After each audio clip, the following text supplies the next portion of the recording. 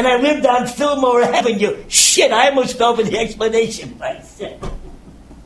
But New York was, and still is, the capital of my imagination. Yeah, right. I'm selling my blood on Delancey Street for beer money, drinking at the Cedar Bar, hoping that one day Jackson Pollock or Allen Ginsberg or Norma Mailer would drop in so I could breathe the same air. Now these guys are giving me the insider's handshake, and I finally have money. But I don't have to spend it anymore. Now you know you're a star.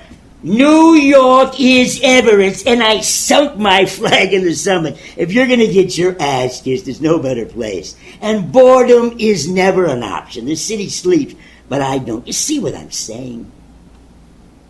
It still feels so good even to think about those days.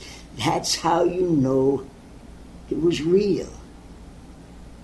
But you know, the feeling of power never really goes away. And that can be a problem.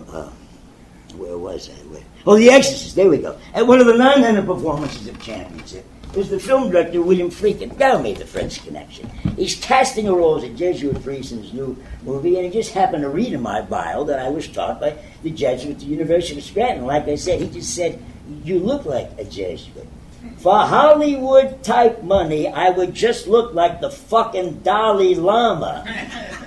In any event, he wants to screen test me. So he hands me a first-class ticket to Hollywood, and I fly all the way, expecting an adult to tap me on the shoulder and remind me that guys from West Scranton aren't allowed to fly first class. In any event, I get out there for the screen test, and I go where it's marked on the floor to say my lines.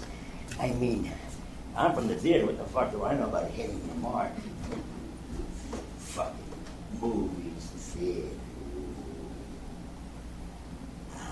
That's acting. I mean, I had the sublime experience of working with Helen Hayes and long days journeying tonight. I still smile when I think about that. I did Shakespeare, which is the high wire backing. No netter. If you fall, you're fucking dead, and everybody can see your guts spill out. That's how I learned the craft. You know, Richard III. And therefore, since I cannot prove a lover to entertain these farewell spoken days, I am determined to prove a villain and hate the idle pleasures of these days. The idle pleasures of these days, indeed. I actually was kicked out of the drama department of Catholic University for never attending classes, never taking tests, and never bringing the girls back to the dorm by 10 o'clock.